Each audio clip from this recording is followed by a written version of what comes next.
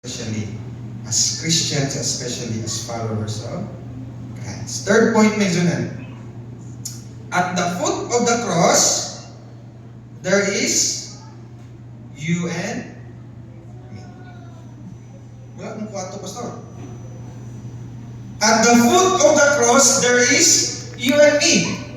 Now, during that very moment, maigsunan, there were many people. Imong tanawon, maigsunan, imong ma-imagine na mahitabuan. There were many people.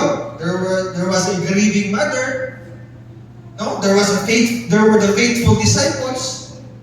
They all witnessed his death. There was the repentant thief. There were the soldiers. They all witnessed Christ's death, maigsunan. But mind you, there is you and there is also me. The question, maigsunan, is not just what happened at the cross. Sabi nito po sa cross. That's not the question. That's not the question that you will put into your heart. Instead, what will you do at the foot of the cross? Unsa man imong buhaton kung ikaw mismo ang nagtindog sa tiilan sa cross? Will you join the crowd? No, mapil mo may sunan itong mga tao kasi sikit-sikit. Will you be one of the soldiers na ditungkap kang Ginoong Hesus sa kilid?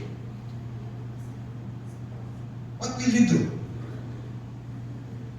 Nagtanga ka ba ganito? Muhilak na ka? The big question, my zona, is what will you do at the foot of the cross? Or will you turn around and walk away? What will you do? Or will you surrender to the one who died for you and for me?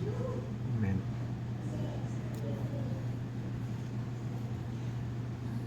The cross is something.